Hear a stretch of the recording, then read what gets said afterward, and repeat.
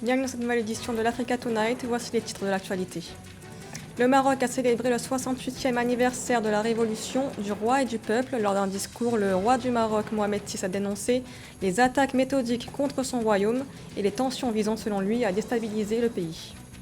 L'opérateur de transfert d'argent Western Union reprend son activité au Gabon, une reprise progressive qui se fera d'abord vers le premier groupe bancaire du pays, BGFI Bank Gabon. Et puis le Sénégal en quart de finale du mondial de beach soccer. Le pays l'a remporté face au Portugal, numéro 1 mondial et tenant du titre, lors de la compétition qui a lieu en Russie. Mais d'abord, après des heurts ce samedi à la frontière entre Gaza et Israël, l'Égypte a annoncé la fermeture jusqu'à nouvel ordre du point de passage de Rafah dès ce lundi. L'annonce a été faite ce dimanche 15 août par le porte-parole du gouvernement du mouvement islamiste Hamas au pouvoir dans l'enclave palestinienne. Le passage constitue la seule ouverture de la bande de Gaza soumise à un blocus israélien depuis près de 15 ans. Il avait été ouvert le 20 mai par le président égyptien Abdel Fattah al-Sisi afin notamment d'envoyer de l'aide humanitaire à Gaza.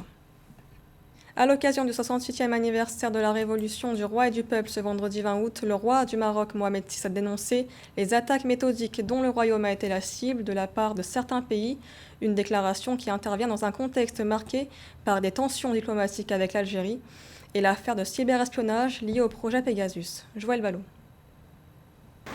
Dans son adresse à la nation le 20 août 2021, à l'occasion de la célébration des 68 ans de la révolution du roi et du peuple, le roi du Maroc, Mohamed VI, dénonce des attaques méthodiques contre son pays. Pour le souverain, le royaume du Maroc fait face à une agression délibérée et préméditée de la part de certains États et autres institutions qui souhaitent mettre à mal la crédibilité du royaume à l'échelle régionale et internationale. Notre conviction est que l'État tire sa force de ses institutions, de l'unité et de la cohésion de ses composantes nationales. Ce sont précisément les atouts dont nous nous prévalons pour défendre notre pays face à l'adversité, aux crises, aux menaces.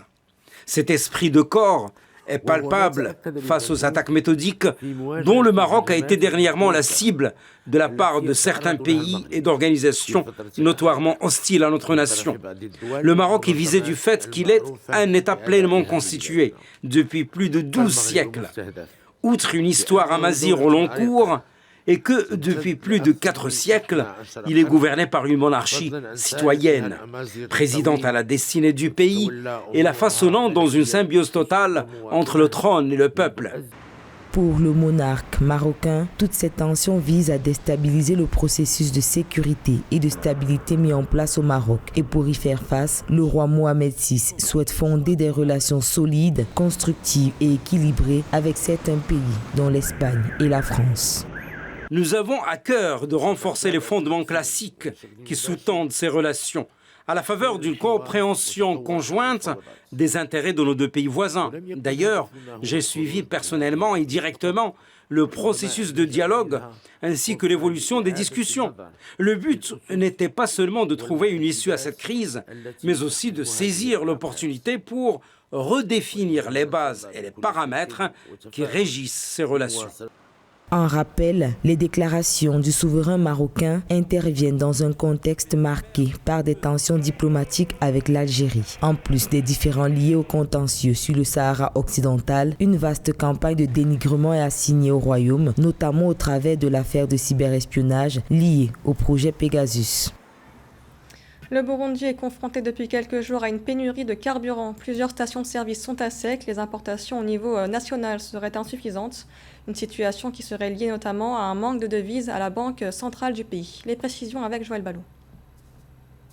L'essence est devenue une denrée rare depuis plusieurs jours dans plusieurs villes du Burundi. Les stations à essence du pays connaissent de gros problèmes d'approvisionnement. Selon le ministère burundais chargé de l'énergie, l'apparente pénurie qui s'observe sur le territoire résulte de quelques défaillances dans le circuit d'approvisionnement. La quantité de carburant des produits pétroliers dans les stocks, les importations en cours, les produits en commande sont suffisants au niveau national. L'apparente pénurie est la résultante de quelques défaillances. Le ministère en commun accorde avec les importateurs à adopter une stratégie pour ravitailler les stations-service en carburant. Les consommateurs font des allers et retours dans les stations-service avec l'espoir de trouver le précieux liquide. Cette crise est la deuxième du genre après 2019, a paralysé l'activité économique et sociale du pays. Le problème va se résoudre du fait de l'harmonisation de toute la chaîne de production, c'est-à-dire au niveau de la négociation du prix chez les exportateurs de pétrole vers le Burundi, au niveau de la chaîne de transport, au niveau de la distribution, tous ces bords doivent être huilés pour que le moindre handicap ne paralyse pas l'économie. Pour les populations burundaises, il est temps pour le gouvernement de joindre la parole à l'acte, car tous les espoirs résident désormais dans la nouvelle stratégie de ravitaillement adoptée il y a quelques jours. En rappel, le prix du litre d'essence est fixé aujourd'hui à 1,02 € contre 0,92 € en 2019. Et puis dans l'actualité également, aux Comores, la société civile hausse le ton. Un collectif qui réunit les principales associations de la société civile comorienne est né d'une grogne contre la hausse des prix. Il réclame une meilleure prise en compte par le gouvernement de la précarité de la population et par conséquent des prix revus à la baisse, notamment dans le secteur télécom. Reprise au Gabon des activités de l'opérateur de transfert d'argent Western Union, une reprise progressive qui se fera d'abord via le premier groupe bancaire du pays, BGFI Bank Gabon, et de l'Oxia à Libreville. Ce redéploiement se poursuivra dans les prochaines semaines à l'intérieur du pays. Samantha Sabirou. Afin de relancer ses activités en difficulté depuis plusieurs années au Gabon, le groupe Western Union va s'inspirer du réseau BGFI Bank, premier groupe bancaire du pays. La reprise des activités de transfert d'argent Western Union ressort d'un communiqué publié le 18 août 2021 par la Direction générale de BGFI Bank Gabon. Problèmes de connexion Internet, lenteur de service, quotas restreints d'envoi ou de retrait quotidien d'argent sont autant de mots qui ont miné ce service qui, jadis, était le moyen le plus utilisé du pays pour les opérations de transfert d'argent. En décidant de s'appuyer sur le réseau des agences BGFI au Gabon, Western Union veut baisser le coût d'exploitation de ses propres agences. Les deux partenaires renforcent mutuellement leur image de marque en répondant à des besoins différents auprès de leur clientèle. Il sera bénéfique qu'un tel partenariat puisse juguler les frais parfois excessifs du transfert d'argent dans notre pays. À en croire le communiqué, cette reprise progressive sera dans un premier temps via le réseau d'agences de BGFI Bank de Libreville, puis se poursuivra dans les prochaines semaines à l'intérieur du pays, notamment à Franceville, Mwanda, Port-Gentil, Lambaréné et enfin OIM. D'après la direction du groupe BGFI Bank, la relance du service Western Union permettra de compléter les offres de transfert d'argent de la banque BGFI Express, BGFI Mobile, déjà mises à la disposition du public. Sa filiale l'Oxia, dans le cadre de la microfinance, BGFI Bank attend tirer avantage de son partenariat avec Western Union en profitant de l'activité des petits épargnants et même des personnes ne disposant pas d'un compte bancaire. Installé au Gabon depuis 1997, Western Union disposait de plus de 220 points de vente à travers le pays. Depuis quelques années, l'entreprise spécialisée dans le transfert d'argent a dû faire face à la concurrence accrue de nouveaux opérateurs, à savoir Express Union, MoneyGram, RIA et le Mobile Money qui ont investi le marché. Et puis dans le reste de l'actualité au Sénégal, la capitale Dakar et certaines banlieues ont été inondées à cause des fortes pluies ces derniers jours. Un plan d'urgence a été déclenché le samedi 21 août par le président Macky Sall. L'objectif est de venir en aide à plusieurs centaines de personnes. Un plan décennal de lutte contre les inondations qui devrait s'achever en 2022 avait été adopté en 2012 afin de mettre fin aux inondations dans la capitale, Dakar et ses environs, grâce à l'interconnexion des bassins réalisés avec le drainage vers la mer. Le Sénégal se qualifie pour les quarts de finale lors de la Coupe du Monde de beach soccer en Russie. Après une victoire face à l'Uruguay, le Sénégal vient de battre le numéro 1 mondial tenant du titre, le Portugal. Les précisions de Philomentine. Comme lors des deux éditions précédentes, les Lions du Sénégal disputeront les quarts de finale de la Coupe du Monde de beach soccer qui se joue actuellement en Russie. Ceci après avoir battu le tenant du titre, le Portugal, sur un score de 5-3.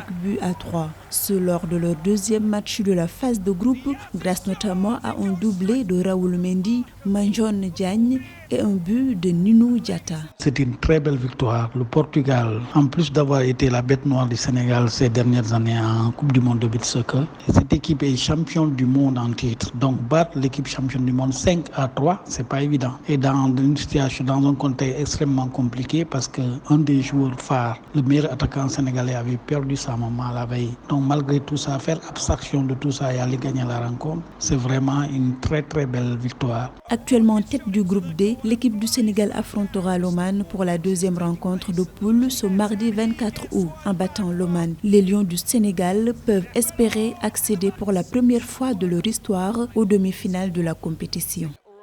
Une victoire qui ouvre beaucoup de perspectives à cette équipe nationale du Sénégal. Mais c'est une compétition. Il faut y aller match après match. Cette équipe du Sénégal, elle ne représente pas seulement le Sénégal, elle représente le beach soccer africain. Le beach soccer africain n'est jamais arrivé en demi-finale. C'est le minimum qu'on peut demander à cette équipe du Sénégal qui a assez d'expérience, aussi bien sur le terrain que sur le banc. Elle doit montrer qu'elle est capable de jouer au même niveau que les autres. Le Sénégal participe à ce mondial en tant que vainqueur de la Coupe d'Afrique des Nations de beach soccer 2021 après avoir décroché en mai dernier son 6e sacre face au Mozambique. Il faut rappeler que lors de la précédente Coupe du monde de beach soccer en 2019, l'équipe du Sénégal s'est arrêtée pour la 4e fois en quart de finale après 2007, 2011 et 2017. Ce journal a été réalisé par l'ensemble de la rédaction. Merci de l'avoir suivi. L'information continue sur Africa 24.